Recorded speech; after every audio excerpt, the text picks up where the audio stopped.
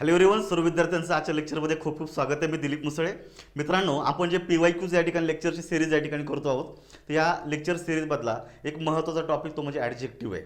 तर ॲडजेक्टिव्ह या घटकावर आयोगानं बऱ्याच क्वेश्चन पेपरमध्ये तुम्हाला या ठिकाणी प्रश्न सापडतात.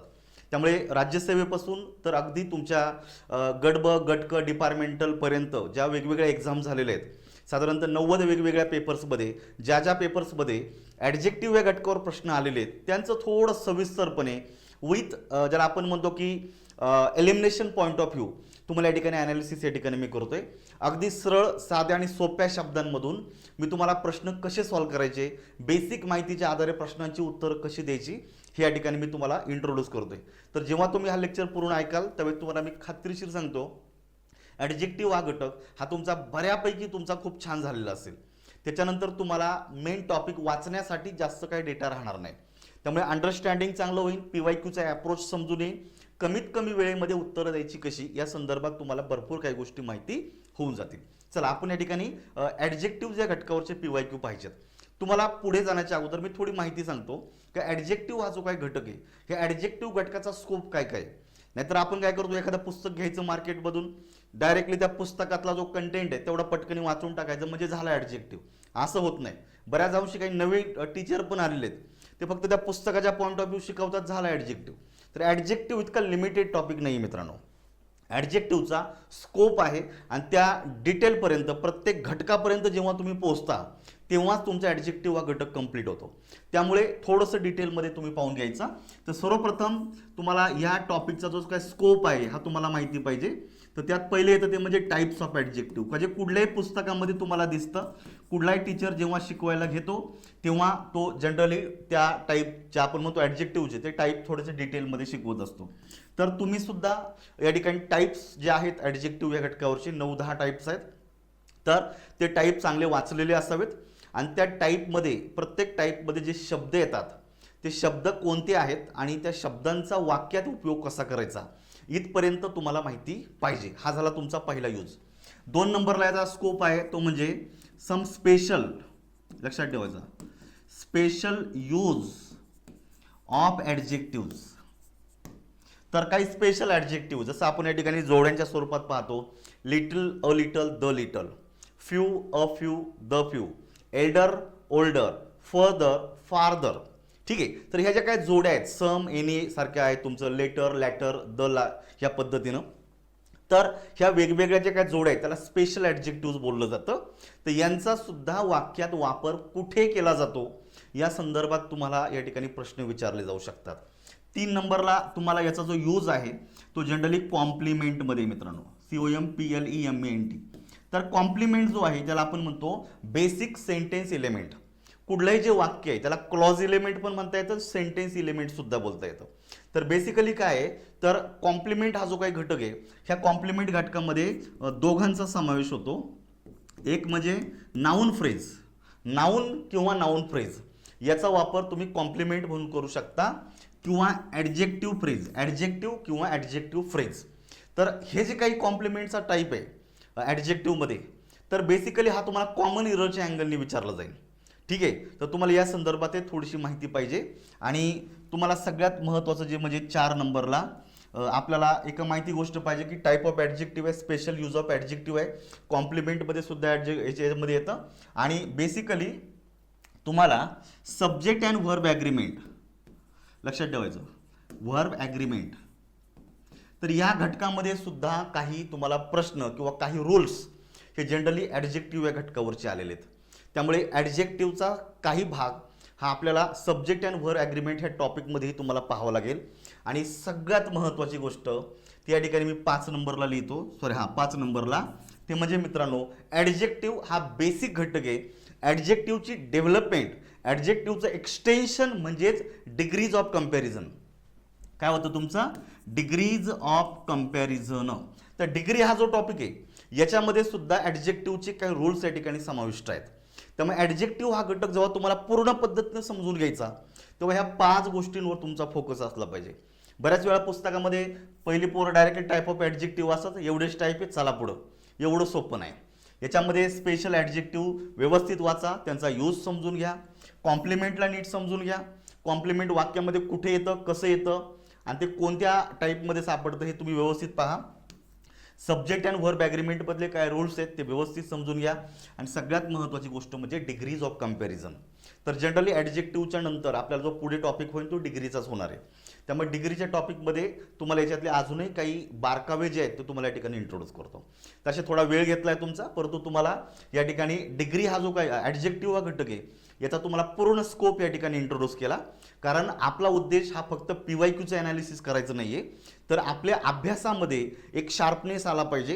एक्झॅक्टली कोणता घटक वाचायचा, कसा वाचायचा, आपल्या अभ्यासाची पद्धती कशी ठेवायची, आयोगानं नक्की प्रश्न कशा प्रकारे विचारलेले आहेत आणि त्या प्रश्नांची उत्तरं देण्यासाठी आपल्याकडं कोणती माहिती पाहिजे, या छोट्या मोठ्या अनेक गोष्टींना आपण ह्या ठिकाणी कव्हर करतोय मित्रांनो.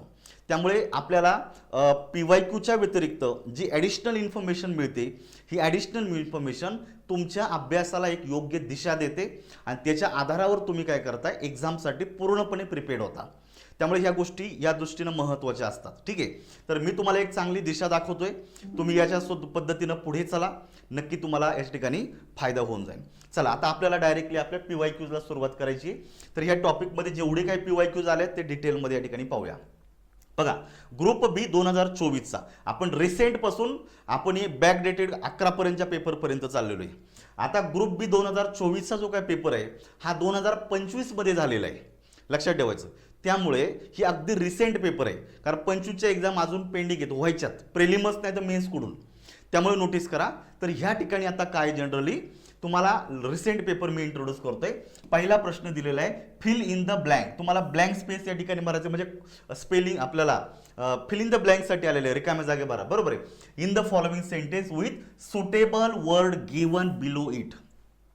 तुम्हाला खाली 4 पर्याय दिलेले आहेत आणि या 4 पर्यायांपैकी सुटेबल पर्याय या ठिकाणी तुम्हाला भरायचा आहे.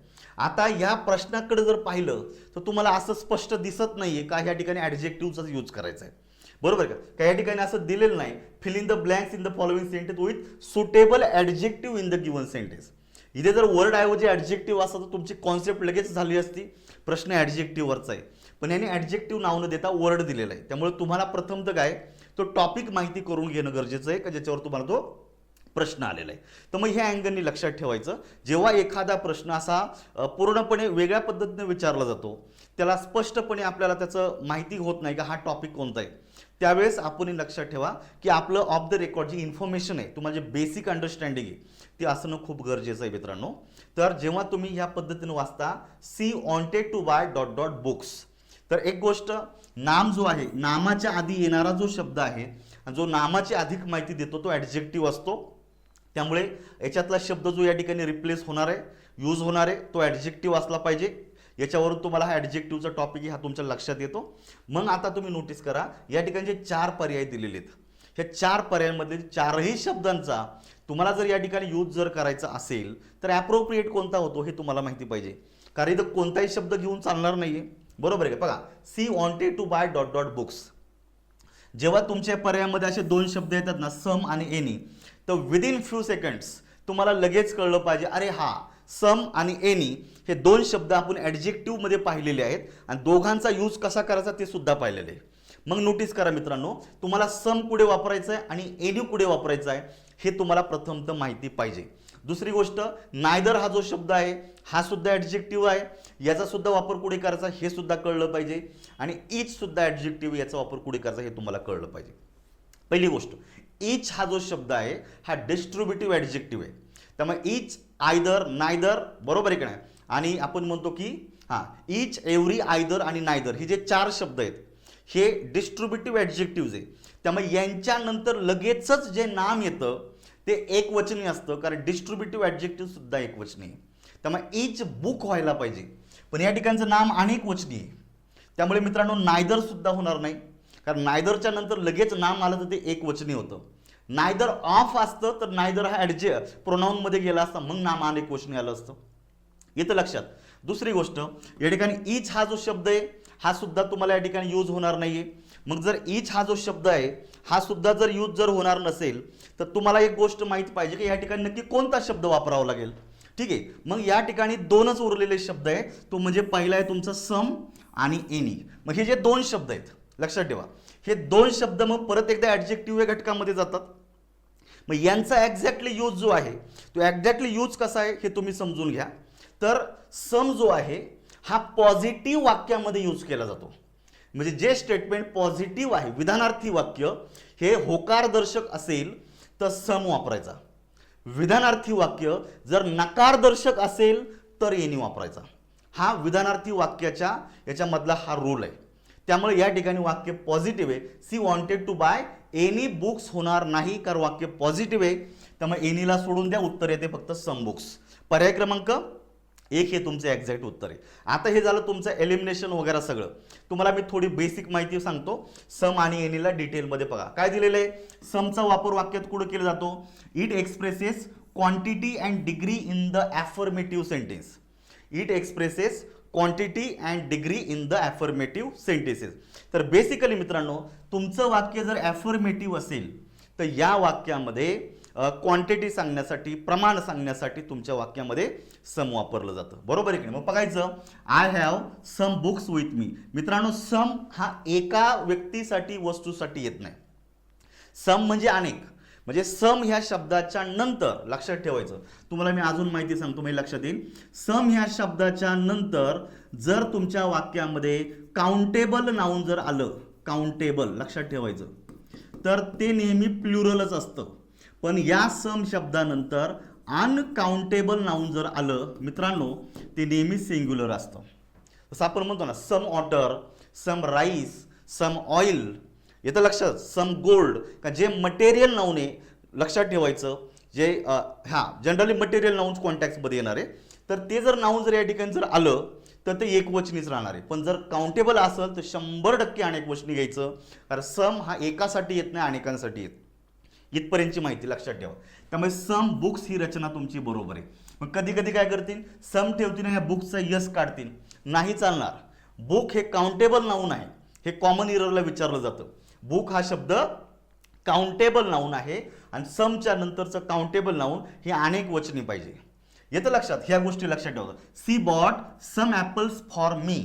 तिने माझ्यासाठी काही सफरचंद विकत घेतले. ते समच्या नंतरचं नाम अनेक वचनी येणार आहे. ॲपल घेऊन चालणार नाही, ॲपल्स पाहिजे. हे तुम्ही इथपर्यंत लक्षात ठेवायचं. मग आता हे झालं विधानार्थी वाक्यामध्ये. पण जर तुमचं वाक्य इंट्रोगेटिव्ह सेंटेन्स जर असेल, कोणतं इंट्रोगेटिव्ह, तर मग काय करायचं मित्रांनो, in interrogative sentence which R really commands and request. तर इंट्रोगेटिव्ह सेंटेन्स जे आहे हे वेगवेगळ्या प्रकारामध्ये येईल. लक्षात ठेवायचं. जर इंट्रोगेटिव्ह सेंटेन्समधून कमांड किंवा रिक्वेस्ट व्यक्त होत असेल तर अशा इंट्रोगेटिव्ह सेंटेन्समध्ये सबचा वापर केला जातो. पण इंट्रोगेटिव्ह सेंटेन्समधून कमांड किंवा रिक्वेस्ट व्यक्त होत नसेल, प्लेन इंट्रोगेटिव्ह सेंटेन्स आहे, तर मग बाकी वाक्यामध्ये एनीचा वापर करायचा. येतं लक्षात. मग इथं तुम्हाला बघायचं, will you please show me some questions. बरोबर आहे का. या तुम्ही जर वाक्य प्लीज सारखा शब्द वापरता, प्लीज न रिक्वेस्ट केली जाते. वाक्य तर इंट्रोगेटिव्ह सेंटेन्स आहे. जर रिक्वेस्ट असेल किंवा एखाद्याला कमांड देणार असेल तर मित्रांनो सम हा शब्द वापरा आणि समच्या नंतरचं नाम अनेक वचनी घ्यायचं, जर ते काउंटेबल असेल तर. हा एक महत्वाचा भाग झाला. ठीक आहे. क्वेश्चन्स ऐवजी जर या ठिकाणी जर असतं ऑटर, तर मग बघायचं, will you please give me some water, will you please give me some money. Uncountable noun असेल तर ते एक वचनीच राहणार आहे. येतं लक्षात सर्वांच्या. हे बेसिक आहे. हे माहितीच पाहिजे, याच्याशिवाय तुम्ही पुढे जाऊ शकत नाही. ठीक आहे. आणि आपण जनरली PYQ बॅचमध्ये ह्याच गोष्टीवर फोकस करतोय. तुमचा कदाचित थोडा वेळ लेक्चरला जाईल, परंतु मित्रांनो याच्यातून इतका प्रचंड बेनिफिट तुम्हाला होणार आहे का जो तुमच्या मेन कोर्समधून तुम्हाला मिळणार नाही. त्यामुळे हे गरजेचं आहे. मग आता एनीचा वापर कुठं होतो. It expresses quantity and degree in negative sentence. विधानार्थी वाक्य निगेटिव्ह असेल तर एनी वापरायचा किंवा इंट्रोगेटिव्ह सेंटेन्स. मग इंट्रोगेटिव्ह सेंटेन्स कुठलं, ज्या इंट्रोगेटिव्ह सेंटेन्समधून कमांड रिक्वेस्ट व्यक्त होत नसेल, उरलेला क्वेश्चन प्लेन, एनी वापरून द्यायचा. फॉर एक्झाम्पल बघायचं, have you got any book with you. तुझ्यासोबत एखादं पुस्तक आहे का. रिक्वेस्ट नाही केलेली, सिंपल क्वेश्चन विचारलेलं आहे. इथं सम बुक्स होणार नाही, एनी बुक होणार आहे. ठीक आहे. बघायचं, they will not give any money. Negative वाक्य दिलेले विधानार्थी वाक्य, तर एनी वापरा. निगेटिव्ह विधानार्थी वाक्यात सम वापरायचा नाही. इथपर्यंतची माहिती सगळ्यांना क्लिअर झाली. त्यामुळे ही बेसिक आहे. हिच्या आधारे पुढे जरी काही क्वेश्चन असतील तर ते सुटतील. इथून पुढच्या एक्झाममध्ये जे प्रश्न येतील ते सुद्धा आरामशीर सुटतील, काळजी करायची नाही. हे व्यवस्थित तुम्ही समजून घ्या. आता बघा दुसरा प्रश्न आहे. आता बेसिक माहिती पटपट पटपट पाहूया. ग्रुप बी 2024च्याच पेपरमध्ये दुसरा एक प्रश्न आलेला आहे. Identify the parts of speech of the underline word in the given sentence. एका शब्दाला अंडरलाईन करून दिलेली आहे आणि या शब्दाचा पार्ट्स ऑफ स्पीच विचारलेला आहे. बघा, आय एट सम राईस. मित्रांनो, आय हा तुमच्या वाक्यात सब्जेक्ट आहे. हा पर्सनल प्रोनाऊन आहे, तो सब्जेक्ट म्हणून काम करतो. इट ह्या क्रियापदाचं भूतकाळ रूप झालं एट. बरोबर, मी खाल्लं. काय खाल्लं? सम राईस. तर मित्रांनो नोटीस करा, सम राईसमध्ये सम राईस हा शब्द ऑब्जेक्टचं कार्य करतो, पण राईस हा शब्द नाऊन आहे. राईस हा शब्द नाऊन आहे मित्रांनो. तर नोटीस करा, राईस हा अनकाउंटेबल नाऊनमध्ये येतो. कसा येतो? Uncountable noun. त्यामुळे राईस हा जो शब्द आहे हा वाक्यामध्ये या ठिकाणी अनकाउंटेबल नाऊनच्या कॉन्टेक्स्टमध्ये गेलेला आहे. मग तरी यामध्ये वाक्यामध्ये काय केलेलं आहे? सम राईस ही संकल्पना यूज केलेली. तर तुम्ही नोटीस करा, जर तुमच्या वाक्यात समच्या नंतर काउंटेबल नाऊन आलं तर ते अनेक वचनी येतं, पण जर अनकाउंटेबल नाऊन असेल तर ते एक वचनीच राहणार आहे. वाक्य विधानार्थी म्हणून सण आले. तर मित्रांनो, या वाक्यामध्ये नामाची अधिक माहिती देणारा जो शब्द असतो तो ॲडजेक्टिव्ह गटामध्ये जातो, म्हणून या ठिकाणी पर्याय क्रमांक 2 हे तुमचं करेक्ट आन्सर. इतकं लक्षात ठेवा. ठीक आहे. पुढे, ही was the most dot dot composer of his time. आलं लक्षात? तुम्हाला वाक्य दिलेलं, ही was the most dot dot composer of his time. तर मित्रांनो, कंसात एक शब्द दिलेला आहे इन्व्हेंट. तर या इन्व्हेंट शब्दाच्या संदर्भातला प्रश्न आहे. Use the correct adjective. यांनी स्पष्टपणे दिलेले आहे का हा जो कंसातला जो शब्द आहे त्याचा ॲडजेक्टिव्ह फॉर्म बरोबर या ठिकाणी प्लेस करायचं आहे. लक्षात ठेवायचं, the word given in the bracket. मग बघायचं मित्रांनो, ही was the most dot dot composer. आता इथं बघायचं, द मोस्ट आला, सुपरलेटिव्ह डिग्रीमध्ये झालं, आणि कंपोजर हा शब्द नाऊन आहे. म्हणजे निश्चित नामाच्या आधी तुम्हाला वाक्यामध्ये ॲडजेक्टिव्हचाच वापर करायचा आहे, कारण या ठिकाणी द मोस्ट म्हणजे सुपरलेटिव्हच्या कॉन्टॅक्टमध्ये वाक्य दिसतं, म्हणजे ॲडजेक्टिव्ह येणं गरजेचं आहे. मग मित्रांनो, इन्व्हेंट हा जो शब्द आहे याचं ॲडजेक्टिव्ह फॉर्म काय होतं, मग हे तुम्हाला माहिती पाहिजे. तर जनरली नीट समजून घ्या, इन्व्हेंटर.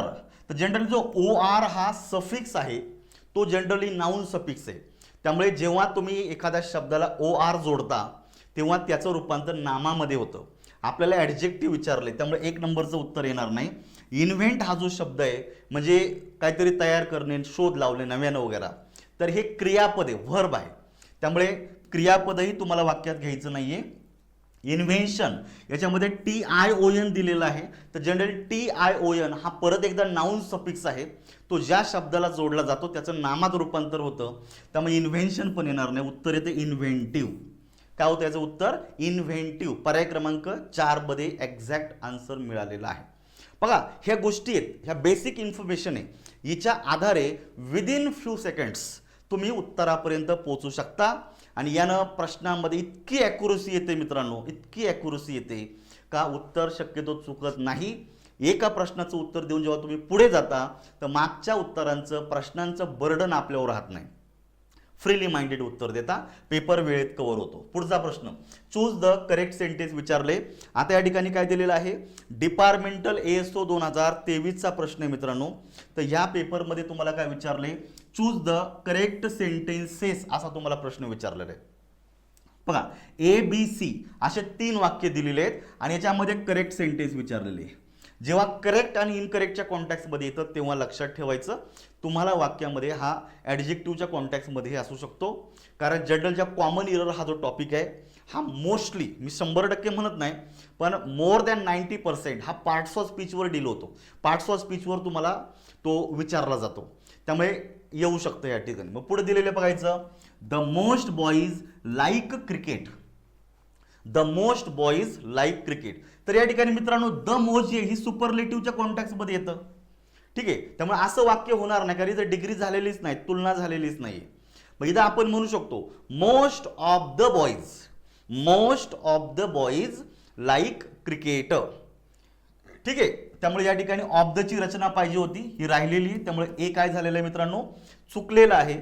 त्यामुळे एला उत्तरामध्ये तुम्हाला घ्यायचं नाहीये. दुसरं बघायचंय, there are no any pictures in this book. No any pictures in this book. तर बेसिकली मित्रांनो तुमच्या वाक्यात नो हा निगेटिव्ह वर्ड आहे आणि निगेटिव्ह वर्ड सोबत तुम्हाला वाक्यामध्ये दुसरा एक निगेटिव्हच कॉन्टॅक्ट प्रमाणे आलेले आहे. तर मग असं डबल निगेटिव्हची संकल्पना स्पष्टपणे बघा. नो हा पूर्णपणे निगेटिव्ह वर्ड आहे. तो जनरली या ठिकाणी वेगळ्या पद्धतीनं मांडायला लागत होता. म्हणून या ठिकाणी मी तुम्हाला दिलेले बघायचं the definite article the is generally omitted when the most हे पद्धत झालं. बीचं बघा या ठिकाणी this is incorrect due to the double negative. No any अशी रचना जनरली इंग्लिशमध्ये करत नाहीये. या ठिकाणी करेक्ट काय होऊ शकतं there are no pictures in this book. ठीक आहे. त्यामुळे एनीचा वापर या ठिकाणी चुकीचा. There are no pictures in this book अशी रचना चालू शकते किंवा देअर आरंट.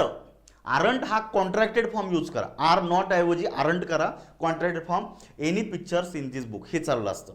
त्यामुळे मित्रांनो कॉन्टॅक्च्युअली तुमचा बी सुद्धा चुकतो आहे. तसा ए तर क्लिअर चुकलेला आहे हे तर कळलेलं आहे की नाही. मग आता या ठिकाणी बघायचं ए असणारा पर्याय हा रिमूव्ह झाला. याच्यातला ए हा एक रिमूव्ह झाला कारण आपल्याला करेक्ट विचारलंय. ह्या करेक्टमध्ये 2 येणार नाही. मग आता उरले 2च आहे. मग याच्यामध्ये तुम्ही बघा आता याच्या ABC आहे तर जनरली हा सी आहे. हा इथं ई झाला आहे माझ्याकडनं. एवढं करेक्शन करून घ्या तुम्हाला ज्या नोट्स दिल्या त्याच्यामध्ये. तर इथं ओनली सी दिलेला आहे आणि याच्यामध्ये बी आणि सी दिलेलं आहे. जर बी सुद्धा येत नसेल तर मित्रांनो पर्याय क्रमांक 3 जातोय. मग ह्या कॉन्टॅक्ट प्रमाणे तुम्हाला पाहायचंय. बघायचं ही शोड मच पेशन्स. तर मित्रांनो मच हा जो शब्द आहे याच्यानंतर वाक्यामध्ये अनकाउंटेबल नाऊन येतं. मचच्या नंतर अनकाउंटेबल नाऊन चालू शकतं. ठीक आहे. त्यामुळे या ठिकाणी मच पेशन्स बरोबर आहे. पर्याय क्रमांक 1 ला उत्तरामध्ये घ्या. पुढे fill in the blanks in the following sentence. Departmental ASO 2022 चा पेपर मित्रांनो होता. Are dot dot there dot dot roses in the garden. मग आता या ठिकाणी वाक्य बघा हे वाक्य प्रश्नार्थक आहे. मग जेव्हा तुम्हाला शब्द वापरायचा तेव्हा काही गोष्टी जरा जपून वापरा. बघा तुम्हाला काय दिलेले वाक्याची सुरुवात हेल्पिंग वर्बनं झालेली आहे. वाक्याच्या शेवटी इंट्रोगेटिव्ह मार्क आहे म्हणजे वाक्य प्रश्नार्थक आहे. इंट्रोगेटिव्ह सेंटेन्स आहे. लक्षात ठेवा आर हा अनेक वचनी आहे. आर कसा आहे मित्रांनो अनेक वचनी आहे आणि म्हणून तुम्हाला येणार नाम सुद्धा अनेक वचनी दिलेलं आहे. इथपर्यंतची तुम्हाला माहिती दिलेली. मग आता बघायचं इथे तुम्हाला 4 ठिकाण दिले बघा. Are there THERE are there are those तर होणार नाही. धीसही होणार नाही कारण धीस एक वचनी आहे त्यामुळे नाम अनेक वचनी होणार नाहीये. दोजही होणार नाही कारण या ठिकाणी डायरेक्टली आपण ह्या दर्शक सर्वनाम या ठिकाणी कॉन्टॅक्ट फॉलोवर नाही बसत. तर मग आर देअर पैकी एक तुम्हाला वाक्यामध्ये येऊ शकतो. हा एक भाग झालेला आहे. मच रोजेस होणार नाही कारण मच नंतर आत्ताच सांगितलेलं आहे मच नंतर जे नाम येतं ते अनकाउंटेबल पाहिजे म्हणजे एक वचनी पाहिजे. मच रोजेस अशी रचना नसते. त्यामुळे दोजही गेला धीस गेला. त्यामुळे हे 2 पर्याय कडले. मचही बसत नाही कारण नाम अनेक वचनी त्यामुळे हा पण पर्याय कडला. त्यामुळे एकच राहतं are there any roses in the garden. बघा मी तुम्हाला मगाशी रूल सांगितला होता जेव्हा तुमच्या वाक्यात एनीचा वापर करायचा it expresses quantity and degree in negative sentence or interrogative sentence. प्रश्नार्थक वाक्य फक्त प्रश्नार्थक वाक्यामधून कमांड आणि रिक्वेस्ट जर व्यक्त होत नसेल तर मग बाकी अशा कोणत्याही प्रश्नामध्ये तुम्हाला वाक्यामध्ये एनीचा वापर करायचा. पण जर रिक्वेस्ट असेल तर मग बाकी समचा वापर करायचा. ह्या गोष्टी तुम्ही नोटीस करा. त्यामुळे इथं पर्याय क्रमांक 3 हे तुमच्या याचं एक्झॅक्ट उत्तर आहे मित्रांनो. पुढचा प्रश्न बघायचा many a time I remembered you. तर बघा राज्यसेवेचा प्रश्न आहे मेनी अ. तर इथं ॲडजेक्टिव्ह मध्ये एक संकल्पना आहे मेनी अ मेनी आणि द मेनी ह्या अँगलने. तर बेसिकली मित्रांनो जेव्हा मेनी हा जो शब्द आहे याच्यानंतर लगेच नाऊन येतं आणि हे नाऊन जर काउंटेबल असेल तर ते प्लुरल फॉर्ममध्ये येतं. पण जेव्हा मेनीच्या नंतर लक्षात ठेवायचं इंग्लिशमध्ये ए असा वापरला जातो. इथे एक संकल्पना तयार झाली मेनी अ.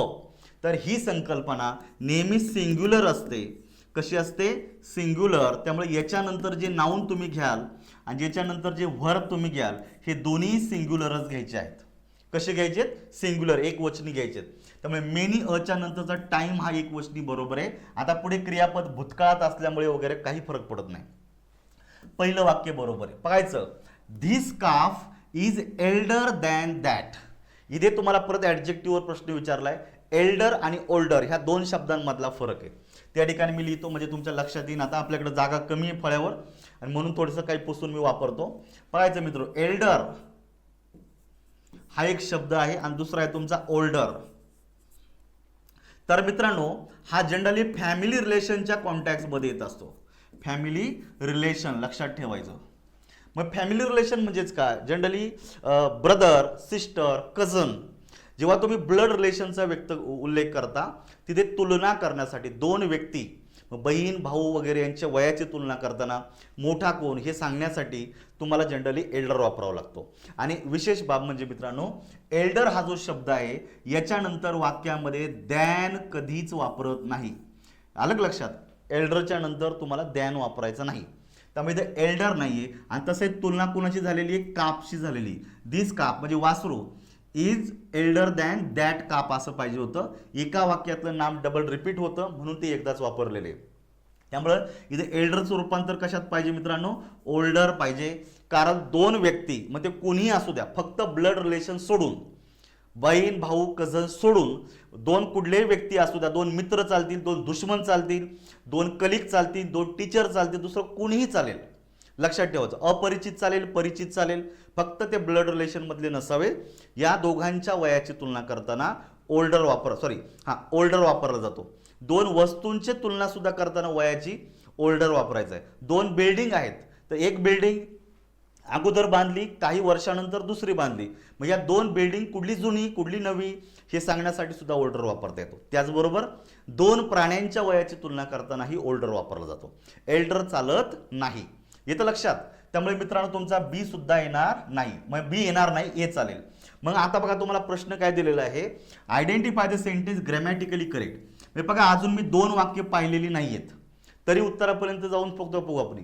ए पाहिजे पण बी नको. ए पाहिजे कारण इथं करेक्ट विचारले म्हणजे ए उत्तरात आला पाहिजे, पण बी इनकरेक्ट म्हणजे बी उत्तरात नको. मग प्रथम तर बी असणारे पर्याय तुम्ही काढून टाका. बघा याच्यातला बी आहे तो काढून टाकला. दुसरी गोष्ट आपल्याला ए पाहिजे पण बी नको, याच्यामध्ये ए नाही म्हणून चौथा पर्याय गेला. दोन पर्याय एलिमिनेट झाले, म्हणजे आलो आपण 50-50वर. आणि उरलेल्या दोन मध्ये ए आहे म्हणजे आता ह्या दोन पैकी कुठला तरी एक बरोबर आणि एक चुकीचा असला पाहिजे. ठीक आहे, मग बघा आता my income is lesser than yours अशी रचना आहे. तर जनरली मित्रांनो दॅन हा शब्द काय इंडिकेट करतो, तुमचं वाक्य कंपॅरेटिव्ह डिग्रीमध्ये. मग कंपॅरेटिव्ह डिग्रीमध्ये लेझर वापरत नाही, काय वापरलं जातं, लेस दॅन अशी रचना आहे मित्रांनो. त्यामुळे या ठिकाणी लेझर ऐवजी काय पाहिजे होतं, LESS. म्हणजे सी काय झाला मित्रांनो, चुकला. पण सी उत्तरात घ्यायचं आहे का, नाही. म्हटलं हा जर सी रिमूव्ह जर केला तर एक नंबरचं उत्तर जाते, तुमचं उत्तर येते फक्त पर्याय क्रमांक 3. म्हणजे जो डी आहे हा बरोबरच यायला पाहिजे. मग बघायचं मित्रांनो, Gopal is senior to you by 2 years. Senior to, तर जनरली सिनियरच्या नंतर तुम्हाला वाक्यामध्ये टूचा वापर करायचा आहे. सिनियर, ज्युनियर, सुपेरियर, इन्फेरियर या शब्दांच्या नंतर ॲडजेक्टिव्हच्या नंतर वाक्यामध्ये दॅन वापरायचा नाही, टूचा वापर करायचा. त्यामुळे डी तुमचा बरोबर आहे आणि कॉन्टॅक्च्युअली उत्तर येते 3. हे बघा हे अप्रोच आहेत, ह्या गोष्टीवर तुमचं काम झालं पाहिजे. पुढचा फिल इन द ब्लँकसाठी आहे ASO डिपार्टमेंटल 2021चा प्रश्न आहे मित्रांनो. काय विचारलं या ठिकाणी बघायचं, it was a ... occasion. It was a ... occasion. Notice करायचं ओकेजन म्हणजे प्रसंग. इथे दिलंय का ॲडजेक्टिव्ह वापरा, नाही दिलेलं. मग आपल्याला कसं कळलं हा ॲडजेक्टिव्हचा प्रश्न आहे. नोटीस करा, तुम्हाला टेक्निक सांगतो. नाम जेव्हा तुम्ही वाक्यामध्ये नाऊन घेता, नाम आणि जर वाक्यात आर्टिकल जर आलेलं असेल, यांच्यामध्ये जर एक शब्द असेल तर तो शब्द ॲडजेक्टिव्हच असतो. आर्टिकल आणि नामाच्या मध्ये एक शब्द असेल तर तो ॲडजेक्टिव्हच असतो, म्हणजे हा शब्द ॲडजेक्टिव्ह आहे. म्हणजे तुम्हाला फिल इन द ब्लँक्समध्ये काय शोधायचं मित्रांनो, ॲडजेक्टिव्ह शोधायचं आहे. तर जनरली मोमेंट फुल नावाचा शब्द नाही आहे, काहीतरीच बनवतात ते टाकायचं म्हणून. कारण फुल जो आहे जसा ब्युटिफुल आहे, ड्युटीफुल आहे, तर फुल हा ॲडजेक्टिव्ह सफिक्स आहे. त्यामुळे मोमेंटला जोडत नाही तो, कुठल्याही शब्दाला फुल जोडून त्याचं ॲडजेक्टिव्ह बनत नाही, लक्षात ठेवा. त्यामुळे मोमेंटफुल हा जो शब्द आहे हा पूर्णपणे चुकीचा आहे. दुसरा दिलेला आहे मोमेंटेड असं सुद्धा होणार नाही. त्यामुळे हा पण एक जातोय तुमचा. मोमेंट हा शब्द तर नाऊन आहे, कारण हा नाऊन सफिक्स आहे. मोमेंट हा वेगळा शब्द आहे. मोमेंटफुल आणि मोमेंट हा वेगळा शब्द आहे. मोमेंट ओकेजन होत नाही, त्यामुळे हा पण जातो. म्हणजे उत्तर येतं मोमेंटस. मोमेंटस म्हणजे मित्रांनो संस्मरणीय. कसा अर्थ होतो त्याचा? संस्मरणीय. लक्षात ठेवायचं. त्यामुळे इथं पर्याय क्रमांक 3 हे तुमचं एक्झॅक्ट उत्तर आहे. या पद्धतीने उत्तर काढता आली पाहिजे. पुढे बघा, फिल इन द ब्लँक साठी आलेले डिपार्टमेंटल एएसओ 2021 चा प्रश्न आहे मित्रांनो. इथे तुम्हाला परत एकदा 3 वाक्य दिलेली आहेत आणि जर तुम्ही कंस पर्याय जर वाचले पाहिले तर लगेच एक तर लक्षात येतं, कारण हे जर हे सगळे ऍडजेक्टिव्ह मधले पर्याय आहेत. याच्यातून भले लगेच कळणार नाही की ऍडजेक्टिव्ह वापरायचे, पण पर्यायातून कळलं की हे सगळे शब्द ऍडजेक्टिव्हच आहे. Little, a little, the little, few, a few, the few, बरोबर आहे की नाही? लार्ज, लार्जर, लार्जेस्ट, हे सगळे शब्द काय मित्रांनो? ऍडजेक्टिव्ह आहे. म्हणजे तुम्हाला या ठिकाणी ऍडजेक्टिव्ह वापरायचे. म्हणजे तुम्ही प्रश्न डिसाईड केला कोणत्या टॉपिकवरचा आहे. आता 1 बाय 1 चला पटपट पटपट पाहायचं. She has saved hard. She has saved hard म्हणजे तिनं खूप मुश्किलीनं काहीतरी सेव्ह करून ठेवलेले. तिला जर दिवसाला 10 रुपये भेटायचे, त्या 10 रुपयाचे मुश्किलीनं तिने 1 किंवा 2 रुपये मागे साठवून ठेवलेले आहेत. मुश्किलीनं सेव्ह केलेले. She has saved hard and now has म्हणजे she has dot dot money. Notice करा मित्रांनो, काय? मनी. म्हणजे बघा, तिनं काहीतरी सेव्ह केलेलं आहे. नाही केलं का? नाही केलेलं आहे, पण किती केलेलं आहे? खूपच कमी. हार्ड म्हणजे मुश्किलीनं काहीतरी सेव्ह केले. म्हणून तिनं सेव्ह केल्यामुळं आता सध्या तिच्याकडं थोडेसे पैसे शिल्लक आहेत. तर पहिली गोष्ट, मनी हा जो शब्द आहे हा अनकाउंटेबल नाऊन आहे. हे प्रथम तर लक्षात ठेवा. मनी हा जो शब्द आहे हा अनकाउंटेबल नाऊन आहे. आणि जर अनकाउंटेबल नाऊन असेल तर little, a little, the little पैकी एक शब्द घेतलेला चालतो. Few, a few, the few हा काउंटेबल नामाच्या आधी येतो. Little, a little, the little हा अनकाउंटेबल नामाच्या आधी येतो. दुसरी गोष्ट, लिटल हा शब्द निगेटिव्हिटी व्यक्त करतो. निगेटिव्ह व्यक्त करतो, बरोबर. तिनं जर मुश्किलीनं काही पैसा सेव्ह केलेला असेल तर ॲटलिस्ट थोडेफार तिच्याकडे असणारच आहे. म्हणजे वाक्य पॉझिटिव्ह सेन्स आहे. तर मग इथं वाक्यात लिटल हा शब्द येणार नाही. त्यामुळे पहिला आणि तिसरा पर्याय कटला. आता उरले 2. अ लिटल शब्द चालणार आहे, कारण या ठिकाणी तिनं मुश्किलीनं काहीतरी सेव्ह केलेलं आहे. त्यामुळे अ लिटल, तर ही रचना तुमची या ठिकाणी बरोबर येऊ शकते. हा झाला तुमचा पहिला मुद्दा. ठीक आहे, याला TLE. तर हा झाला तुमचा पहिला यूज. दुसरं वाक्य बघायचं, सी इज नॉट लोनली. बघा, ती लोनली म्हणजे काय? एकाकी, एकांतवासी, एकाकी म्हणजे कोणी मित्र परिवार वगैरे नसणे, एकटं जीवन कटणं अशा अर्थानं. ती एकाकी नाही. म्हणजेच काय झालं? फॉर, कारण she has dot dot friends. कारण तिला काही मैत्रिणी मित्र वगैरे आहेत, कारण तिच्यासोबत कुणीतरी आहे. त्यामुळे ती एकाकी नाही, एकटी नाही. त्यामुळे मित्रांनो, पहिलं वाक्य भले निगेटिव्ह आहे, पण तिचा पॉझिटिव्ह अर्थ होतो जनरली. ती एकाकी नाही म्हणजे तिच्यासोबत कोणीतरी मित्रमैत्रिणी आहेत, म्हणजे तिच्या कंपनी द्यायला मित्रमैत्रिणी कोणतरी आहेत. आता दुसरी गोष्ट, फ्रेंड्स हा जो शब्द आहे हा प्लुरल नाऊन आहे. कसा नाऊन आहे? प्लुरल. त्यामुळे या ठिकाणी तुमच्या वाक्यामध्ये little, a little, the little नाही चालणार. इथं फ्यू, अ फ्यू आणि द फ्यू चालणार आहे. पैकी फ्यूला निगेटिव्ह सेन्स आहे, निगेटिव्ह अर्थानं वापरलं जातं, पण वाक्याला पॉझिटिव्ह सेन्स आहे. दुसऱ्या वाक्याला, कारण हे सोडून द्या, ती एकाकी नाही म्हणजेच तिच्याकडं तिच्यासोबत तिला कंपनी द्यायला कोणीतरी मित्रमैत्रिणी आहेत. वाक्यात दुसऱ्याला, कारण फॉरपासून दुसरं वाक्य सुरू झाले. फॉर हा कंजंक्शन आहे. त्यामुळे ह्या वाक्यामध्ये तुम्हाला काय घ्यायचं मित्रांनो? अ फ्यू घ्यायचं आहे. त्यामुळे बघा, या ठिकाणी अ फ्यू आहे आणि या ठिकाणी सुद्धा अ फ्यू आहे आणि तो बरोबर आहे. द फ्यू होणार नाही. द फ्यू काय सांगतो मित्रांनो? टोटल इन नंबर जे आहे ते सगळे. त्यामुळे असा इथं पुढे उल्लेख नाही किती आहे, काय वगैरे कसं. त्यामुळे इथं द फ्यू चालणार आहे. तर हा एक तुम्हाला दिलेलं आहे. आता तिसरं तुम्हाला सांगेल फक्त काय दिलेलं आहे. He ate dot dot number of cakes. तर बेसिकली एक फ्रेज आहे, a large number of, a large number of ही फ्रेज आहे. तर ह्या कॉन्टॅक्टवरी तुमचं अ लार्ज ही रचना बरोबर येते. त्यामुळे 8 साठी मित्रांनो पर्याय क्रमांक 2 येतं. लार्ज नंबर ऑफ नाही तर अ लार्ज नंबर ऑफ अशी रचना होणं अपेक्षित आहे. ठीक आहे, त्यामुळे तिसरं दिलेलं आहे, पण उत्तर येते पर्याय क्रमांक 2. तर ह्या अँगलनी बघत चला मित्रांनो. पुढे दिलेलं आहे, आयडेंटिफाय द सेंटेन्स और sentence with the correct use of adjective. स्पष्टपणे ॲडजेक्टिव्हवरचा प्रश्न दिलेला आहे. कंबाईन सी 2021चा प्रश्न आहे मित्रांनो. इथे तुम्हाला 4 वाक्य दिलेली आहेत आणि ह्या 4 वाक्यांपैकी तुम्हाला बरोबर ॲडजेक्टिव्ह वापरलेलं वाक्य तुम्हाला ओळखायचं आहे. तेव्हा 9 नंबरचा प्रश्न आहे, तुम्हाला एका गोष्टीवर तुम्हाला फोकस करायचा होता. बघा, द फ्लावर्स हा झाला सब्जेक्ट, तो अनेक वचनी, स्मेल स्वीट. आता मित्रांनो तुम्हाला एक संकल्पना माहीत पाहिजे, मी तुम्हाला आधी सांगितलेलं आहे, ॲडजेक्टिव्ह हा जो काय घटक आहे याचा संबंध कॉम्प्लिमेंटशी येतो. कशाशी येत असतो? कॉम्प्लिमेंट बरोबर. म्हणजे तुमच्या वाक्यात जर कॉम्प्लिमेंट असेल तर कॉम्प्लिमेंटमध्ये काय काय येतं? पहिली गोष्ट नाऊन फ्रेज येते किंवा नाऊन येतो किंवा ॲडजेक्टिव्ह फ्रेज म्हणजे ॲडजेक्टिव्ह, हे दोघांपैकी काहीतरी एक येणार, हे लक्षात ठेवायचं. मग ॲडजेक्टिव्ह जेव्हा कॉम्प्लिमेंट म्हणून येतं, नाऊन कॉम्प्लिमेंट म्हणून येतो, तो कुठे येतं? तर जनरली जर तुमच्या वाक्यामध्ये लिंकिंग वर्ब असेल, शॉर्टमध्ये लिहितो LV म्हणजे लिंकिंग वर्ब.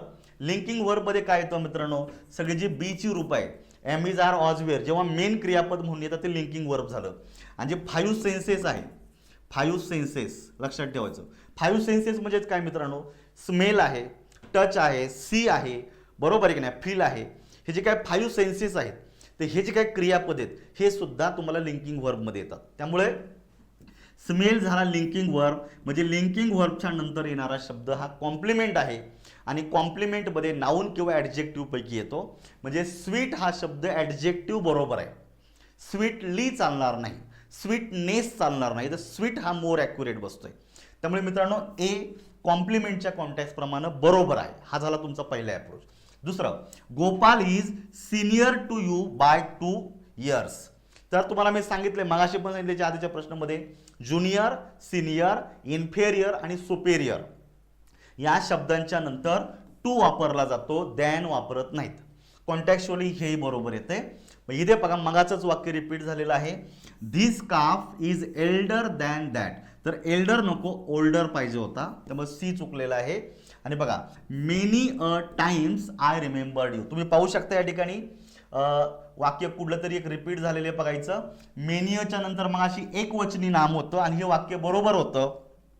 आता या ठिकाणी काय दिलेलं आहे? मेनियच्या नंतरचं नाम अनेक गोष्टी टाकलेले, म्हणजे कॉपी झालेले. म्हणजे कॉपी ग्रुप सीला पहिल्यांदा आलं, त्याच्यानंतर 23-24 मध्ये कॉपी झालेलं आहे. त्यामुळे मेनियच्या नंतरचं नाम हे बाकी एक वचनी पाहिजे, त्यामुळे डी चुकलेले. त्यामुळे मित्रांनो सी आणि डी तर येणार नाही. त्यामुळे बघा करेक्ट यूज सांगितलेला आहे, त्यामुळे सी असणारा पर्याय रिमूव्ह झाला.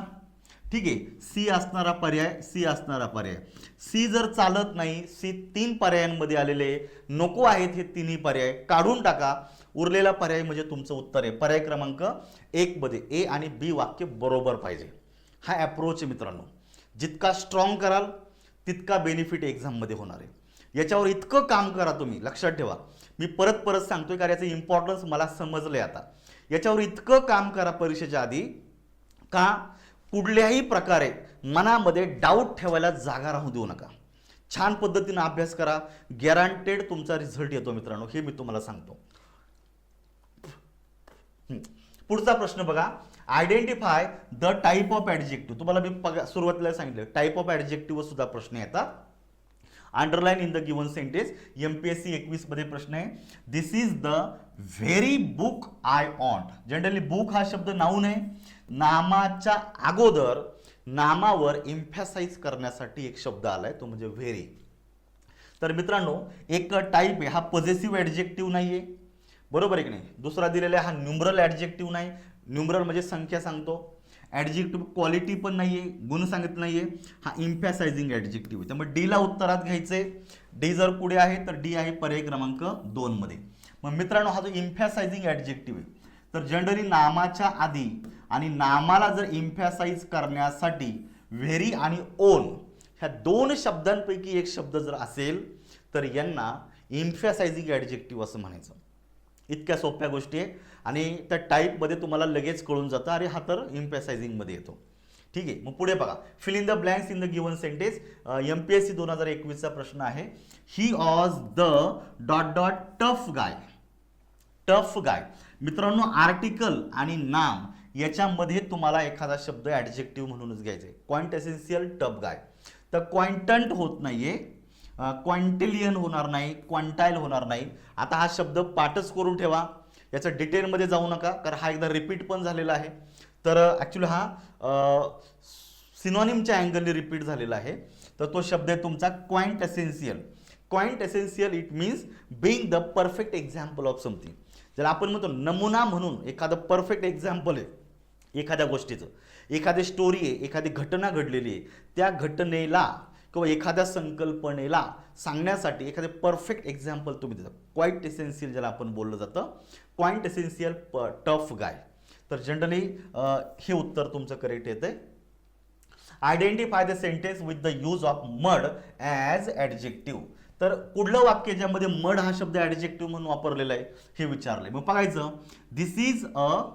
दिस हट इज मेड ऑफ मड. मित्रांनो इथे एक फ्रेज दिलेली मेड ऑफ. तर मेड ऑफ म्हणजे चहापासून बनणे. तर मेड ऑफ याच्यानंतर जे नाऊन येणार आहे हे मोस्टली म्हणजे याच्यानंतरचा जो शब्द येणार आहे हा मोस्टली मटेरियल नाऊन येणार आहे. एखादी वस्तू कशापासून बनलेली आहे. Made of glass, made of mud, made of wood, made of steel, made of gold, made of silver ह्या अँगलने. म्हणजे हा जो मड शब्द आहे हा काय यायला पाहिजे मित्रांनो, नाऊन यायला पाहिजे. येतं लक्षात. त्यामुळे ए उत्तरात येणार नाहीये. He lives in a mud house. तर नाम आणि आर्टिकल ह्या दोघांच्या मध्ये जो एक शब्द असतो तो कंपल्सरी ॲडजेक्टिव्ह असतो. म्हणजे बीला उत्तरात घ्यायचंय. बी आहे पर्याय क्रमांक 3 मध्ये.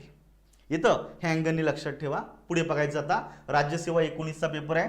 आता कोरोनाच्या आधीच्या काळातलं बघा. Choose the correct type of adjective विचारलेला आहे. Those Rascals. रास्कल हा शब्द नाऊन आहे. नामाच्या आधी अंडरलाईन केलेला शब्द आहे त्याचा टाईप विचारलेला आहे. Those rascals must be punished. तर मित्रांनो लगेच कळतं तुम्हाला धिस, दॅट, दीज आणि those. This, that, these, those, such आणि यॉन्डर. तर हे झाले तुमचे डेमॉन्स्ट्रेटिव्ह ॲडजेक्टिव्ह. हे कुठले झाले तुमचे दर्शक विशेषण म्हणजे त्याला आपण डेमॉन्स्ट्रेटिव्ह ॲडजेक्टिव्ह असं म्हणतो. पर्याय क्रमांक 1 मध्ये उत्तर येते. चूज द करेक्ट एक्सप्रेशन विचारलं राज्यसेवा 19 मध्ये. बघायचं ॲज चीप ॲज सँड. तर हे तुम्हाला थोडक्यात का होईना तुम्हाला काही गोष्टी माहिती पाहिजे. तर इथं 14 नंबरचा प्रश्न समजून घ्या. तर basically as cheap as sand अशी रचना होत नाही. म्हणजे हा जो काही एक्सप्रेशन आहे हा ॲडजेक्टिव्हच्या कॉन्टॅक्समध्ये आलाय तर ही रचना होणार नाही. दुसरा बघायचं ॲज गे ॲज लार्क. ही रचना बरोबर आहे. As dead as mutton. तर ही रचना सुद्धा तुमची बरोबर येते मित्रांनो. त्यामुळं ह्या 2 गोष्टी येतात. त्यामुळे इथं तुमचा बी आणि सी ला उत्तरामध्ये घ्यायचं आहे. याच्यात बी नाही म्हणून हा पर्याय गेला. याच्यातही बी नाही म्हणून हा पर्याय गेला. याच्यात बी आणि सी, याच्यात बी आणि सी. तर बी आणि सी उत्तरात घ्या कारण ए येणार नाही. उत्तर येते 2 नंबरचं. पुढे बघा ॲडजेक्टिव्ह. हा प्रश्न खूप छान आहे. जनरली असे प्रश्न वनसेवेलाच विचारलेले आहेत. आता वनसेवा सध्या याच्यात गेल्यामुळे कंबाईन एकत्रित आल्यामुळं एवढं वेटेज नाही राहिलं. परंतु याच्या अगोदर 19 पर्यंत साधारणतः 20-21 पर्यंत तर वनसेवाच्या जे एक्झाम झालेले आहेत याच्यामध्ये पूर्व परीक्षेमध्ये साधारणतः 25 प्रश्न हे तुमचे इंग्लिशचे असायचे. बघा खूप छान प्रश्न विचारले त्यांनी. पर 11 पासूनचे जरी प्रश्नपत्रिका जरी चालल्या तरी फॉरेस्टचा क्वेश्चन पेपर आणि डिपार्टमेंटल ASUचा पेपर खरंच जबरदस्त आहे. म्हणजे चॅलेंजिंग क्वेश्चन पेपर आहे. विद्यार्थ्यांच्या अभ्यासाचा नॉलेजचा कस लागणारा पेपर आहे. बरोबर आहे का. आता 22, 23, 24 मध्ये फार राज्यसेवा गडब फार कचरा करून टाकलेला आहे. बरोबर आहे की नाही. मराठी इंग्लिश सारख्या पेपरला माझ्या बॅचमध्ये 92 मार्क पडलेत. म्हणजे 92 प्रश्न बरोबर आलेलं पोरग आहे. 100 पैकी 92 प्रश्न निगेटिव्ह जाऊन बरोबर आलेलं पोरग बॅचमध्ये. मग जर एखाद्या विद्यार्थ्याला 90 क्रॉस मार्क्स होतात म्हणजे प्रश्न बरोबर येतात. बरोबर आहे की नाही. म्हणजे हा स्कोर जातोय कुठं विचार करा तुम्ही. इतक्या काही गोष्टी झालेल्या आहेत. ठीक आहे. मग आता बघायचं छान प्रश्न आहे. Adjective can sometimes be post positive. तिथे एक संकल्पना लक्षात ठेवा. इथं तुम्हाला एक दिलेली आहे पोस्ट पॉझिटिव्ह. बरोबर आहे. Which of the following is example correct example of this rule. This rule म्हणजे कोणता पोस्ट ॲडजेक्टिव्ह. कधी कधी ॲडजेक्टिव्हचा वापर पोस्ट पॉझिटिव्ह म्हणून केला जातो. म्हणजे तुम्हाला शब्द जरी कळला तरी इनफ आहे मित्रांनो. पोस्ट म्हणजे नंतर आफ्टर समथिंग. प्री आणि पोस्ट आपण म्हणतो प्रीपेड आणि पोस्टपेड. प्रीपेड म्हणजे मित्रांनो पे करायच्या अगोदर. बरोबर. मग यूज करायच्या अगोदर तुम्हाला अगोदरच पे करायचं आहे प्रीपेड. आणि नंतर पे करायचं म्हणजे यूज झाल्याच्या नंतर. जसं आपलं लाईट बिल आहे. लाईट बिलचं जे काय आपण मंथली लाईट बिल भरतो हे महिना भरला का मीटरचं युनिट चेक केलं जातं आणि युनिट प्रमाणे आपल्याला नंतर पोस्ट पेड करावं लागतं. आणि प्रीपेड म्हणजे अगोदर जसा मोबाईलचा रिचार्ज आहे. तुम्ही अगोदर रिचार्ज करा महिनाभर यूज करा. इलेक्ट्रिसिटी अगोदर महिनाभर इलेक्ट्रिसिटी यूज करा, नंतर रिचार्ज करा किंवा पैसे भरा. इथं प्रीपेड आणि पोस्टपेड या संकल्पना. पोस्ट म्हणजे नंतर, प्री वॉर म्हणजे युद्धाच्या अगोदरची परिस्थिती आणि पोस्ट वॉर म्हणजे युद्धाच्या नंतरची परिस्थिती. पोस्ट वॉर मग ह्या कॉन्टेक्स्टवर लक्षात ठेवायचं, जेव्हा एखादं ॲडजेक्टिव्ह विशिष्ट नामाच्या सर्वनामाच्या नंतर वापरलं जातं ते पोस्ट पॉझिटिव्ह झालं. म्हणजे मूळ संकल्पना काय आहे, आपण ॲडजेक्टिव्ह जो असतो हा नामाच्या अगोदर वापरत असतो. हे तर सर्वांनाच माहिती आहे, कारण ह्या नामासाठी येतो म्हणून ॲडजेक्टिव्ह नामाच्या आधी येतो. परंतु काही ॲडजेक्टिव्ह पाहिजे काय दिलेलं आहे, समटाईम म्हणजे कधीतरी कधी कधी हे ॲडजेक्टिव्ह पोस्ट पॉझिटिव्ह म्हणून वापरलं जातं. मग या ठिकाणी आपल्याला शोधा बघायचं. Timid and cowardly fighters. मित्रांनो फायटर हा शब्द नाऊन आहे, नामाच्या आधी हे दोन ॲडजेक्टिव्ह आले त्यामुळे हे प्री पॉझिटिव्ह झाले, त्यामुळे हे घ्यायचं नाही कारण आपला पोस्ट पॉझिटिव्ह घ्यायचं आहे. The earliest girls to teach were in my class. Girls हा शब्द नाऊन आहे, नामाच्या आधी आर्टिकलच्या मध्ये येणारा शब्द ॲडजेक्टिव्ह आहे, पण तो नामाच्या आधी तो प्री पॉझिटिव्ह झाला. याला पण घेऊ नका. They have a much bigger car. मित्रांनो कार हा शब्द नाऊन आहे, नामाच्या आधी बिगर हा शब्द ॲडजेक्टिव्ह आहे, त्यामुळे याला पण घ्यायचं नाही. त्यामुळे 1, 2 आणि 3 मध्ये त्याचं लोकेशन नामाच्या आधी आहे.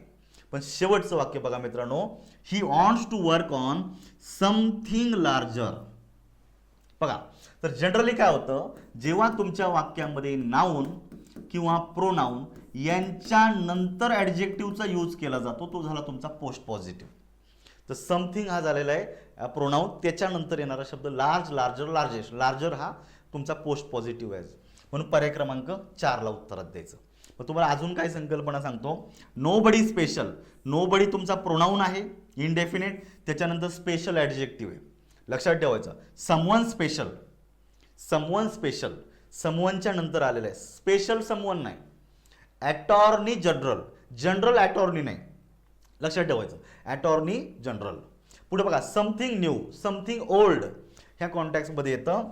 समवेअर क्वाईट हे येतं याच्यामध्ये. The members present, the members present.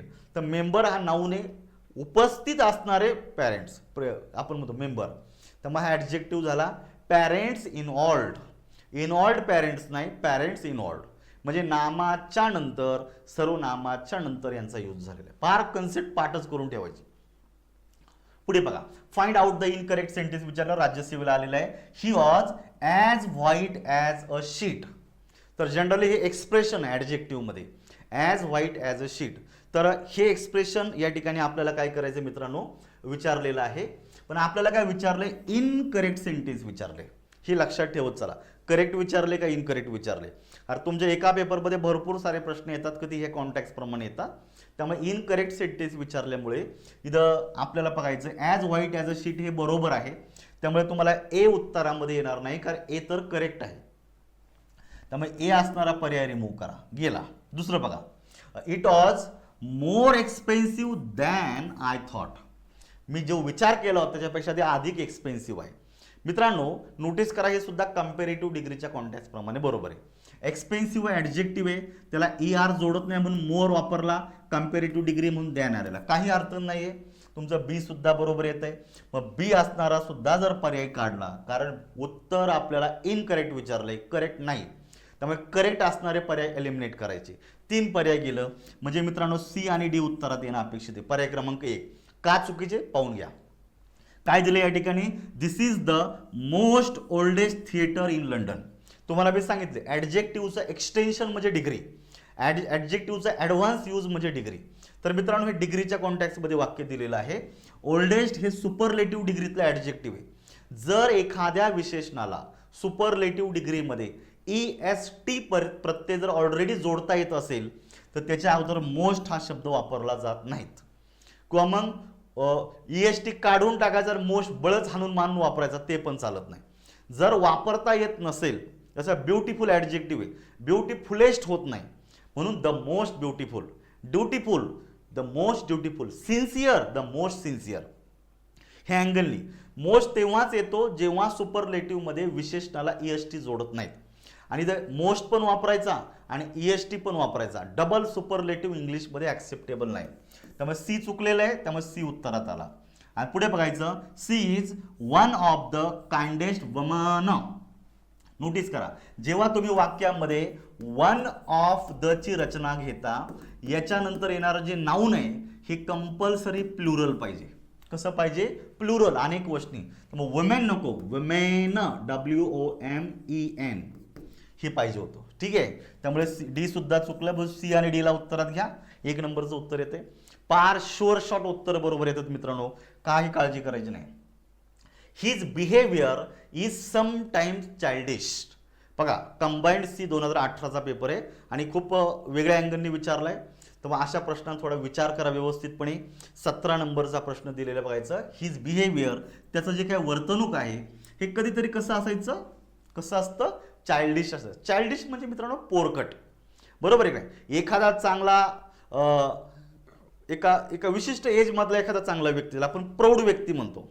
काय? प्रौढ व्यक्ती म्हणतो. ॲटलिस्ट तुमचं 30, 32, 40 वयापर्यंत झाले किंवा 40 पेक्षा जास्त वय झालेलं आहे, असा एखादा पूर्णपणे प्रौढ व्यक्ती आहे आणि त्याचं जे बिहेवियर आहे जस्ट लाईक लिटिल चिल्ड्रन. लहान पोरांसारखा हसतो काय, लहान पोरांसारखा बोलतो काय, लहान मुलांसारखा विचार करतो काय, लहान मुलांसारखा वागतो काय, याचं जे बिहेवियर आहे हे चाइल्डिश आहे, म्हणजे पोरकट आहे. मग एखाद्याचं व्यक्तीचं बिहेवियर पोरकट आहे, हा कसा वापरलाय शब्द? The underline word childish means like a child in bad sense, like a child in good sense. आता पोरकट असणं काही चांगलं नाहीये, बरोबर आहे की नाही? त्यामुळं या ठिकाणी बॅड सेन्स होतोय. पर्याय क्रमांक 1 मध्ये उत्तर. त्यामुळे बी चुकीचं आहे, त्यामुळे हा येणार नाहीये आणि नन ऑफ द पण येत नाही. 1 नंबरला 17चं उत्तर द्या. ठीक आहे, त्यामुळे पुढे बघायचं आता. Use the correct form of adjective in the given sentence विचारलेलं आहे. This is the dot dot point on this mountain range. इथं कुठल्या तरी एका प्लेसचा उल्लेख दिलेला आहे, माउंटन रेंज. आणि तुम्हाला जे शब्द दिलेले आहेत मित्रांनो, हे सगळे शब्द ॲडजेक्टिव्ह गटामध्ये येतात. फर्दर अँड फार्दर हे 2 शब्द आहे, या दोघांमध्ये कन्फ्युजन असतं. ज्याच्यामध्ये यू आहे further, it means to give additional information, additional data, additional काहीतरी. आलं का लक्षात? अधिक आहे त्याच्यापेक्षा अधिक, असा याचा अर्थ फर्दर. जेव्हा तुम्ही वाक्यात ए वापरतात, फार्दर, फार्दर याचा अर्थ होतो it is related to distance. काय होतं त्याचा अर्थ? डिस्टन्सच्या कॉन्टॅक्टमध्ये येतो. पण ज्या अर्थी तुमच्या वाक्यामध्ये द आर्टिकल आले, म्हणजे मित्रांनो ॲडजेक्टिव्हच्या आधी द आलं म्हणजे हे कुठेतरी कॉन्टॅक्ट येतो तुमचा सुपरलेटिव्हचा. त्यामुळे फार्दर जो आहे याचे सुपरलेटिव्ह डिग्री तुम्हाला यूज करायची आहे, ते जास्त ॲक्युरेट होतं मित्रांनो. फार्देस्ट, EST जोडा. ठीक आहे, त्यामुळे फर्दर नको आहे, फर्देस्ट नको आहे, फार्दर पण नको आहे, कारण आर्टिकलमुळे सुपरलेटिव्हचा सेन्स होतो. हे चुकतं. उत्तर येतं फक्त पर्याय क्रमांक 4 हँगलनी. पुढे बघायचं आता. Identify adjectives in the following sentences. Identify adjectives in the following sentence. मित्रांनो या ठिकाणी 3 पर्याय दिलेले आहेत. याच्यात तुम्हाला ॲडजेक्टिव्ज असणारा पर्याय शोधा. म्हणजे तुम्हाला 4ही वाक्यांमध्ये ॲडजेक्टिव्ज दिलेले आहेत. तर असा कोणता पर्याय का ज्याच्यामध्ये सगळे ॲडजेक्टिव्ह आलेत हे विचारले तुम्हाला. बघायचं. My father bought a large house. तुम्हाला मी मगाशी सांगितलेले मित्रांनो, नाऊन आणि आर्टिकल लक्षात ठेवायचं. तर यांच्यामध्ये जो एक शब्द असतो तर तो शब्द ॲडजेक्टिव्ह असतो, बरोबर आहे की नाही? हा लार्ज शब्द ॲडजेक्टिव्ह आहे. दुसरी गोष्ट, वेअर्ड नॉइजेस. नॉइजेस म्हणजे आवाज, हा शब्द नाऊन आहे, नामाच्या अगोदर हा ॲडजेक्टिव्ह झाला. Disturbs us in the night. आणि it was the ghastly appearance. अपिअरेशन म्हणजे जे काय समोर येणं, आपण म्हणतो की एखाद्या व्यक्तीचं अपिअरेशन, पेहराव किंवा प्रकट होणं अशा अर्थानं. तर हा नाऊन आहे, तर नामाच्या आधी आर्टिकलच्या मध्ये हा ॲडजेक्टिव्ह आलेला आहे. Of an old man. तर मॅन हा शब्द नाऊन आहे, आर्टिकल नामाच्या मध्ये परत एकदा ॲडजेक्टिव्ह येतो. त्यामुळे 4 ॲडजेक्टिव्ह तुमच्या वाक्यात. पहिलं लार्ज, दुसरा आहे तुमचा वेअर्ड, तिसरा आहे तुमचा गास्टली आणि चौथा आहे तुमचा ओल्ड. असा पर्याय शोधा. बघायचं मित्रांनो, लार्ज आहे, वेअर्ड आहे, गास्टली, अपिअरेशन नाही आहे, त्यामुळे पहिला आणि दुसरा पर्याय निघून जातो. ठीक आहे, लार्ज, वेअर्ड, गास्टली आणि ओल्ड 3 नंबरमध्ये उत्तर निघतं, म्हणून चौथा चुकीचा आहे.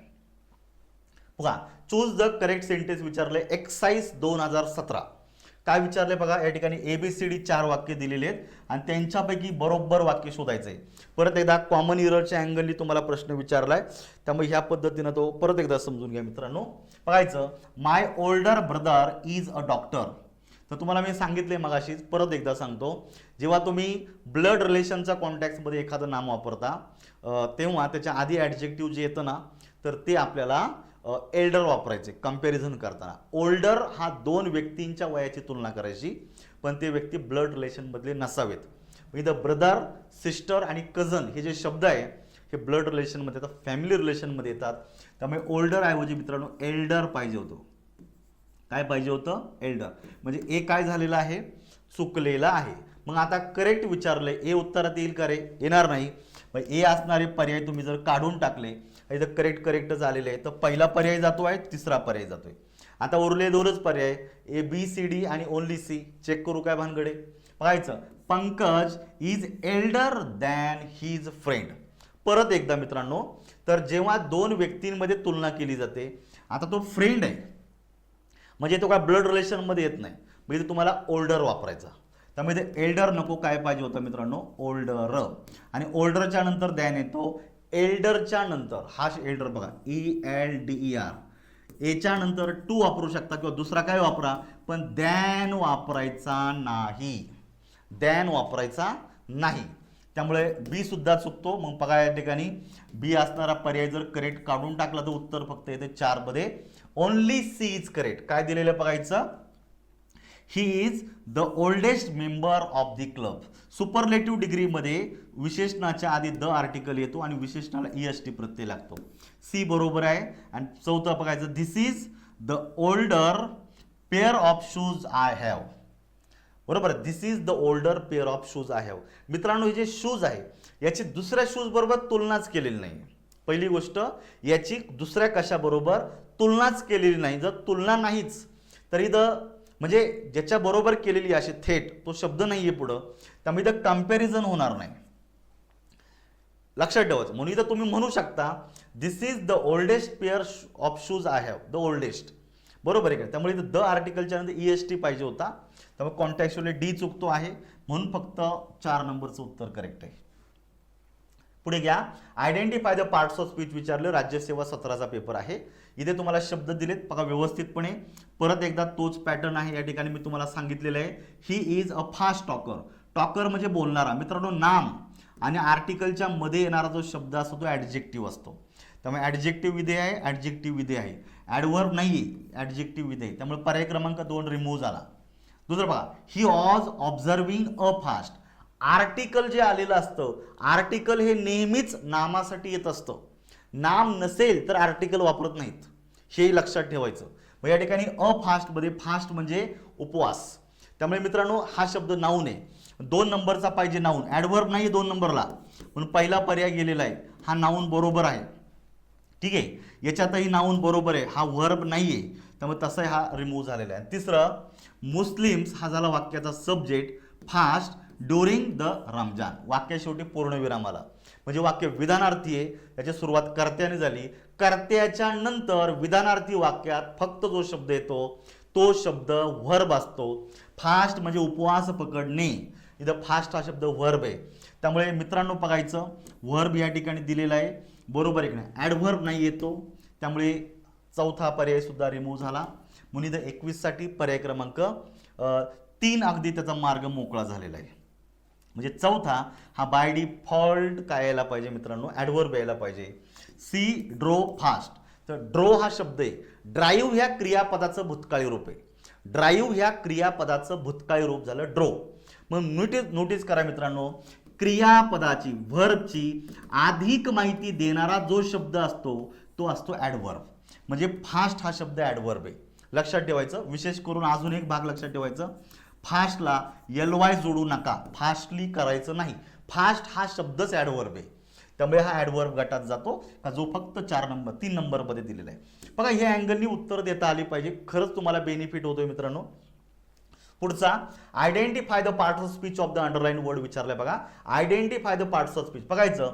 ही is an idle boy. Ideal नाही, आयडल. आयडल म्हणजे आळशी. लक्षात ठेवायचं. मग आता आर्टिकल आणि नामाच्या मध्ये ॲडजेक्टिव्ह असतं. 3 नंबरचं उत्तर करेक्ट आहे. जास्त विचार करायची गरज नाही. Fill in the blanks in the following sentence choosing the correct option. बघायचं, is there dot dot water in the tank. पहिला प्रश्न आठवा. सेम तसाच प्रश्न आहे. आणि तवाही मग अशी तुम्हाला सांगितलं होतं का जर तुमच्या वाक्यात अनकाउंटेबल नाऊन आलं तर पहिली गोष्ट सम वापरायचं. यस, तुम्ही वापरू शकता, बरोबर आहे. बघा वाक्य तुम्ही वाचा. पहिली गोष्ट, वाक्याच्या सुरुवातीला इज आला म्हणजे हेल्पिंग वर्ब आहे. वाक्याच्या शेवटी इंट्रोगेटिव्ह मार्क आलं म्हणजे वाक्य इंट्रोगेटिव्ह सेंटेन्स आहे. मग आता इंट्रोगेटिव्ह वाक्य आलं, तुम्ही जर पर्याय जर चेक केले, याच्यामध्ये सम आहे, याच्यामध्ये एनी आहे, याच्यात मेनी आहे आणि फ्यू आहे, बरोबर आहे की नाही. मग आता तुम्ही नोटीस करा, तुमच्या लगेच लक्षात येतं मित्रांनो, हे सगळे शब्द ॲडजेक्टिव्ह आहेत. चारही पर्यायातले शब्द ॲडजेक्टिव्ह म्हणजे वाक्यात ॲडजेक्टिव्ह वापरायचं आहे. मग वाक्य जर इंट्रोगेटिव्ह असेल आणि इंट्रोगेटिव्ह वाक्यातून जर कमांड किंवा रिक्वेस्ट व्यक्त होत असेल तर सम वापरा आणि व्यक्त होत नसेल तर एनी वापरा. मग काय होतं, इज देअर, बरोबर आहे की नाही.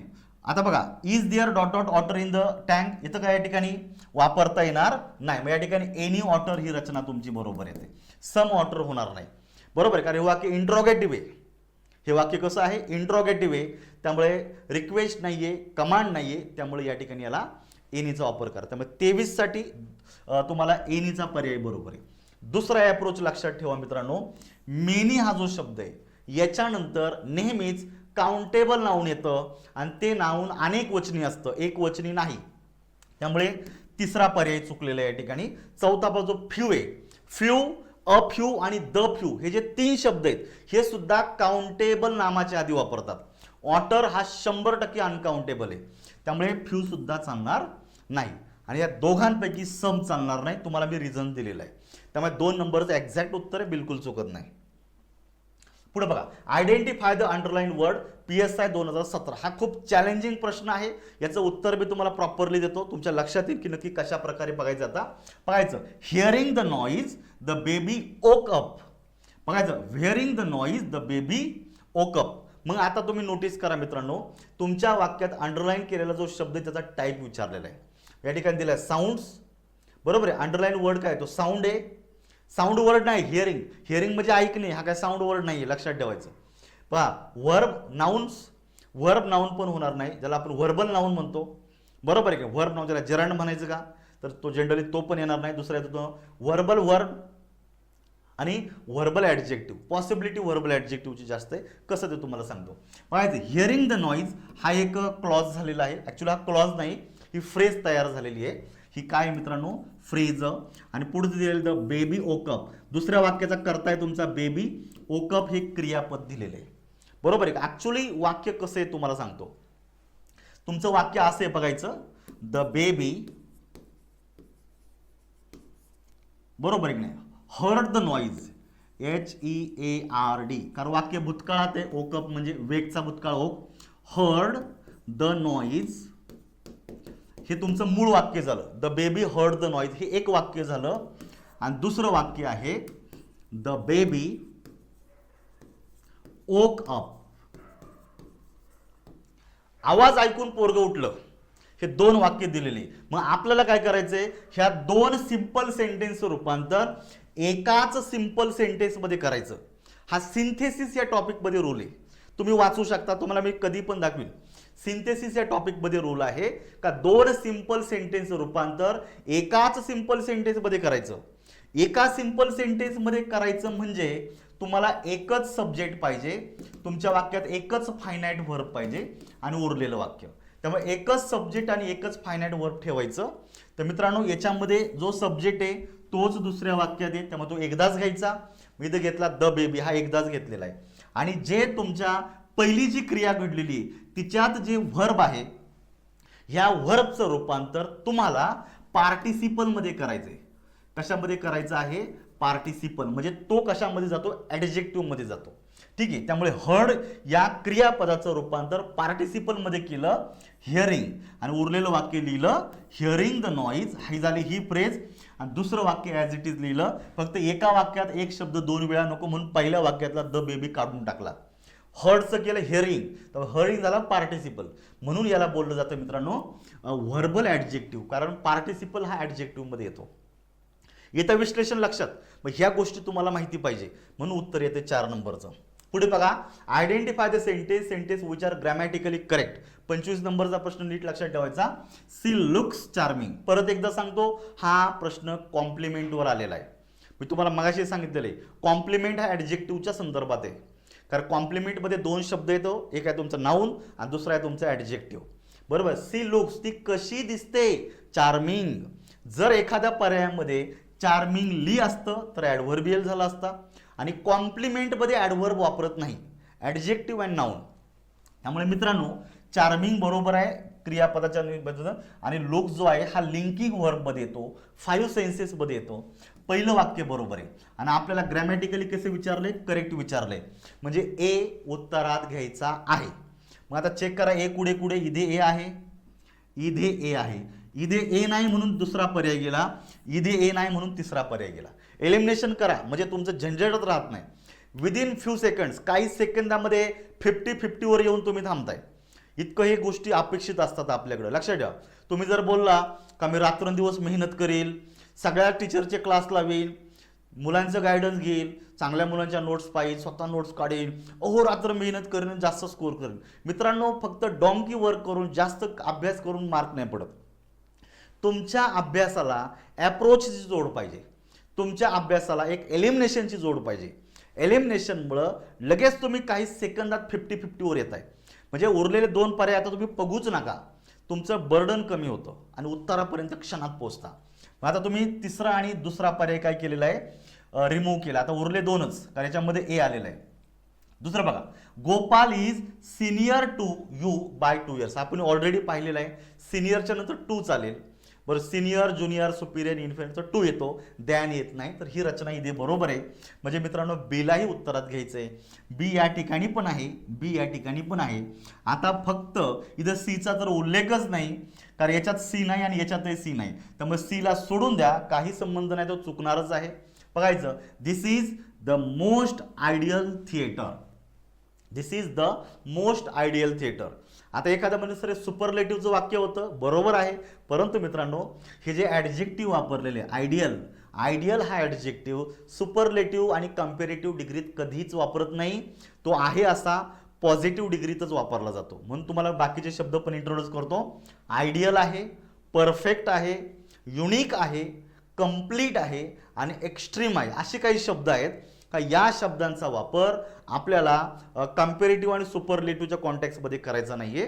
हा मोस्टली आपल्याला ॲब्सोल्यूट स्टेट इंडिकेट करतो, तो पॉझिटिव्ह डिग्रीच्या कॉन्टेक्स्टमध्ये येतो.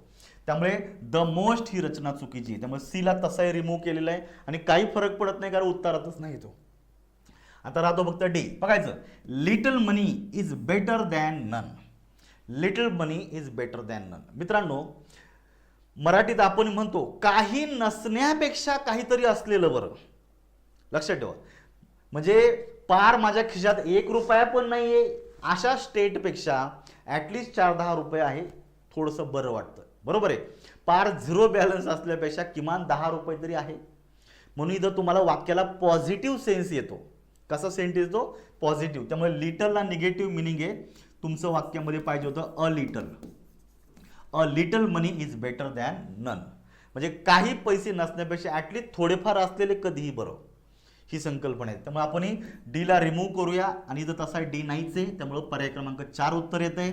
डी नको आहे म्हणून 1 नंबरचं गेलं. बघा ह्या मित्रांनो, ह्या अँगलनी आपल्याला उत्तरापर्यंत पोहोचायचं आहे. खूप छान एक्झरसाइज होते. कुठलाही डाऊट, कुठलीही संकल्पना मनामध्ये राहत नाही. हे अँगलनी आपल्याला पुढे जायचं आहे. तर मित्रांनो, आपला लेक्चर मोठा झाला आहे. या ठिकाणी आपल्याला थोडासा ब्रेक घ्यायचा आहे आणि ब्रेकच्या नंतर पुढच्या लेक्चरमध्ये 26 पासून एंडपर्यंतचे जे प्रश्न आहेत ते घेऊन भेटायचे आहेत. ह्या लेक्चरमध्ये शॉर्ट ब्रेक घेतो, थोडंसं पाणी वगैरे प्या, थोडंसं फ्रेश व्हा आणि पुन्हा एकदा जॉईन व्हा. थँक्यू.